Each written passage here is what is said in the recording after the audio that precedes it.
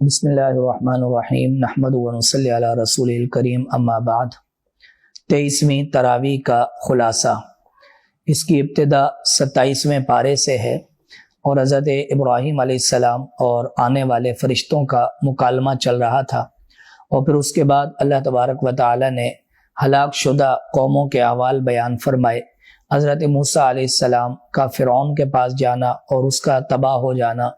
اسی طرح قوم عاد قوم ثمود کا واقعہ بیان فرمایا۔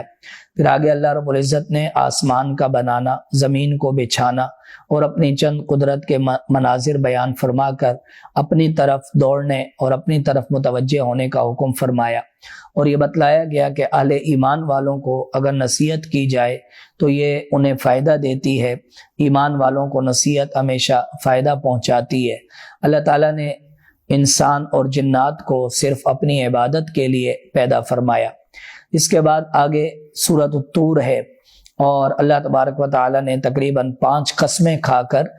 قیامت کے وقوع کو بیان فرمایا، اور قیامت پر یقین نہ رکھنے والوں کی مذمت بیان فرمائی، تقوی والوں کی اہمیت بیان فرمائی، اور قیامت کے دن انہیں جو انعامات جنت کے اندر دیے جائیں گے اجمالی طور پر ان کا ذکر فرمایا،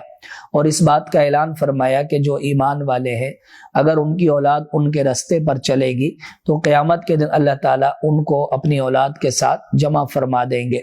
پھر نبی علیہ السلام پر اعتراض کرنے والے مشرکین مکہ کے چند بیہودہ سوالات کا جواب دیا گیا۔ نبی علیہ السلام کو وہ شاعر کہا کرتے تھے اور نعوذ باللہ مجنون کہا کرتے تھے، تو ان کے بات کی تردید کی گئی، اور آگے اللہ تبارک و تعالی نے اپنی قدرت کے مختلف مناظر بیان فرما کر ان سے مختلف سوالات فرمائے کہ یہ سب کچھ کرنے والا کون ہے، اور وہ صرف اللہ تبارک و تعالی ہے۔ آخر میں اللہ تبارک و تعالی نے نبی علیہ السلام کو اپنی حمد و ثنا کرنے کا حکم فرمایا اور صبر اختیار کرنے کا حکم فرمایا۔ اس کے بعد سورۃ النجم کی ابتدا ہے۔ پہلی آیت مبارکہ کی وجہ سے اس کا نام سورہ نجم ہے۔ اس میں واقع معراج کو اللہ رب العزت نے اجمالی طور پر بیان فرمایا۔ نبی علیہ السلام نے وہاں جو کچھ دیکھا وہ سب صداقت پر مبنی تھا، اور آپ کبھی بھی اپنی طرف سے کوئی بات نہیں کہا کرتے تھے۔ جو کچھ اللہ کی طرف سے وحی کی جاتی آپ اسی کو آگے پہنچایا کرتے۔ اس کے ساتھ ساتھ معبودان باطلہ کی نفی کی گئی، مشرکین کے بنائے ہوئے معبودوں کی تردید کی گئی، اور بتلایا گیا کہ کوئی فرشتہ بھی اللہ کے ہاں شفاعت نہیں کر سکتا جب تک کہ اللہ تعالیٰ کی اجازت نہ ہو۔ پھر بتلایا گیا کہ جو لوگ گناہ کبیرہ سے بچ جائیں تو اللہ رب العزت ان کے چھوٹے گناہوں کو معاف فرما دیتے ہیں اور ان سے درگزر فرماتے رہتے ہیں۔ اس کے بعد حضرت ابراہیم علیہ السلام کی وفا کا ذکر ہوا، اور پھر بتلایا گیا کہ انسان کو وہی ملتا ہے جس کی وہ کوشش کرتا ہے۔ اللہ رب العزت نے اپنی چند عظیم صفات بیان فرمائی: ہنسانے والا، رلانے والا، پیدا کرنے والا، موت دینے والا، اور میاں بیوی کا جوڑا پیدا کرنے والا، قیامت کے دن دوبارہ زندہ کرنے والا اللہ تبارک و تعالی ہے۔ اس کے بعد آگے سورۃ القمر ہے۔ یہ شق قمر کا واقعہ بیان فرمایا گیا کہ قیامت کے قریب جو ہے وہ چاند پھٹ جائے گا، اور پھر اللہ تعالیٰ نے جھٹلانے والوں اور قیامت کے جھٹلانے والوں کی تردید بیان فرمائی۔ پھر حضرت نوح علیہ السلام کی قوم نے جو ان کو جھٹلایا، اور پھر ان پر جو طوفان کا عذاب آیا، سیلاب آیا، اور پھر قوم عاد، قوم ثمود، قوم لوط، فرعون، اور اس طرح دیگر جو اقوام جن پر اللہ تعالیٰ کا عذاب آیا ان کی پکڑ کو بیان کیا گیا، اور آخر میں اللہ تعالیٰ نے دوبارہ قیامت کے وقوع کی یقین دہانی کرائی، اور قیامت کے واقع ہونے کو پلک جھپکنے سے بھی زیادہ قریب قرار دیا۔ اس کے بعد آگے سورۃ الرحمن ہے۔ سورۃ الرحمن اللہ رب العزت کی رحمت کا عظیم مظہر ہے، اور اس کے اندر اللہ تعالیٰ نے اپنی بے شمار نعمتوں کا ذکر فرمایا، آسمان، زمین اور ترازو، اور اس کے ساتھ ساتھ اللہ تعالیٰ نے جو انسان کو پیدا فرمایا، جنات کو پیدا فرمایا، کشتیوں کو پیدا فرمایا، پھر ہر چیز اللہ تعالیٰ کی طرف رجوع کرتی ہے، اسی سے سوال کرتی ہے۔ اللہ رب العزت نے اس بات کو بیان بیان فرمایا، اور پھر انسان اور جنات کو دعوت دی گئی کہ وہ کبھی بھی آسمان و زمین سے نکل نہیں سکتے، اگر وہ نکلنا چاہیں تو نکل کر دکھا دیں۔ پھر قیامت کے احوال بیان فرمائے گئے کہ کس طرح آسمان اور کس طرح زمین کے مناظر ہوں گے، اور پھر مجرموں کو کس طرح پکڑ کر لایا جائے گا اور انہیں جہنم کی طرف لا کر کھڑا کیا جائے گا۔ اگلے رکوع میں اللہ رب العزت نے تقوی والوں کے لیے 4 جنتوں کا اعلان فرمایا۔ 2 جنتیں الگ ہیں، ان کی صفات بیان فرمائی، اور پھر 2 جنتیں الگ ہیں، ان کی عظیم صفات بیان فرمائی، اور پھر ان کے اندر ملنے والی عظیم نعمتیں، پھل وغیرہ، حوریں اور وہاں پر لباس، یہ سب نعمتیں اللہ تبارک و تعالی نے بیان فرمائی۔ اس کے بعد آگے سورۃ الواقعہ ہے۔ سورۃ الواقعہ یہ پہلی آیت مبارکہ کی مناسبت سے اس کا نام الواقعہ ہے، اور اس میں اللہ رب العزت نے ابتدائی طور پر قیامت کے وقوع کو بیان فرمایا، اور پھر سیدھے ہاتھ میں جن کو اعمال نامہ دیا جائے گا اور الٹے ہاتھ میں جن کو اعمال نامہ دیا جائے گا، ان کے انجام کو اور ان کو دی جانے والی نعمتیں یا ان کو دی جانے والی سزا کو بیان فرمایا، اور پھر بتلایا گیا کہ جو لوگ موت کے بعد دوبارہ زندہ اٹھنے پر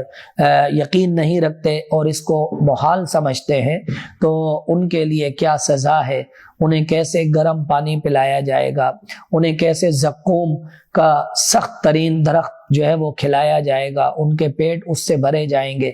اس بات کو بیان کیا گیا۔ پھر اللہ تعالیٰ نے اپنی قدرت کاملہ کے چند مظاہر بیان فرمائے کہ ایک نطفے سے کس طرح انسان کو پیدا کرتا ہے، ایک بیج سے کس طرح اللہ تعالیٰ زراعت اور پھل پودوں کو پیدا کرتا ہے، آسمان سے کس طرح میٹھا پانی برساتا ہے، اور پھر قرآن کریم کی عظمت کو اجاگر کیا گیا، اور اللہ رب العزت نے بتلایا کہ روح اگر انسان کے گلے تک آ جائے تو اسے دوبارہ کوئی واپس لوٹانے کی طاقت نہیں رکھتا۔ آخر میں اللہ تعالیٰ نے دوبارہ اپنے مقرب بندوں کی فضیلت بیان فرمائی اور ان کے اعمال نامے کو بیان فرمایا، اور اس کے ساتھ جو جھٹلانے والے ہیں ان کے برے انجام کو بیان کیا گیا۔ اس کے بعد آگے سورۃ الحدید ہے۔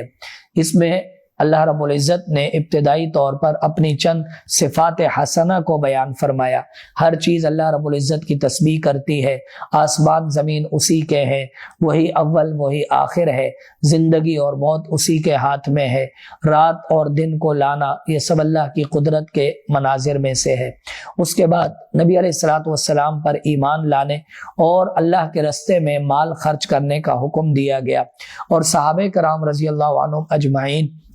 چاہے وہ ایمان لائے ہوں فتح مکہ سے پہلے یا فتح مکہ کے بعد، ان سب کی فضیلت کو اللہ رب العزت نے اجاگر فرمایا۔ اگلے رکوع میں اللہ تعالیٰ نے منافقین اور اہل ایمان کے احوال کو بیان فرمایا۔ ایمان والوں کے لیے جنت اور قیامت کے دن اللہ تعالیٰ ایک نور عطا فرمائیں گے جس کے اندر وہ چل رہے ہوں گے، اور ہر طرف سے ان کو نور نے ڈھانپ رکھا ہوگا۔ منافقین ان سے درخواست کریں گے کہ ہمیں بھی اپنے نور میں سے کچھ دے دو، تو وہ ان کو منع کر دیں گے، اور پھر اللہ تعالیٰ نے فرمایا کہ کیا وہ وقت نہیں آیا کہ ایمان والوں کے دل اللہ کی یاد کے سامنے جھک جائے۔ پھر اس کے بعد اللہ تعالیٰ نے اپنی قدرت کے چند مظاہر اور زمین کی تخلیق کو بیان فرمایا، اور تصدیق کرنے والوں کی اہمیت، اللہ کے نام پہ خرچ کرنے والوں کی فضیلت کو بیان فرمایا۔ اگلے رکوع میں اللہ تعالیٰ نے دنیا کی بے ثباتی اور کمزوری کو بیان فرمایا۔ انسان کی زندگی کی مثال ایک کھیتی کی طرح ہے جو شروع میں لہلہاتی ہے، پھر اس کے بعد ختم ہو کر چورا بن کر گر جاتی ہے، یہی اس زندگی کی مثال ہے۔ اللہ تعالیٰ نے اپنی جنت اور مغفرت کی طرف دوڑنے کا حکم فرمایا کہ وہ جنت کہ جس کی چوڑائی اللہ تعالیٰ نے آسمان اور زمین کے برابر بنائی۔ پھر بتلایا گیا کہ انسان پر جو بھی مصیبت آئے وہ اللہ کے ہاں مقدر ہوتی ہے اور لکھی ہوئی ہوتی ہے۔ پھر آگے اللہ تعالیٰ نے اپنے رسولوں کا ذکر فرمایا، ان کے ساتھ جو کتاب نازل فرمائی، عدل و انصاف کا ترازو نازل فرمایا۔ حضرت ابراہیم، حضرت نوح علیہ السلام کا ذکر ہوا، ان کی اولاد میں جو نبی آئے، حضرت عیسیٰ علیہ السلام کا ذکر ہوا، جن لوگوں نے رہبانیت اختیار کی اور اسے پورا نہ کیا ان کی مذمت کی گئی، اور پھر جو لوگ اہل کتاب میں سے اپنے نبیوں پر بھی ایمان لائے اور نبی علیہ الصلوۃ والسلام پر بھی ایمان لائے، ان کے لیے ڈبل اجر اور ثواب کا اعلان کیا گیا۔ وآخر دعوانا ان الحمد للہ رب العالمین۔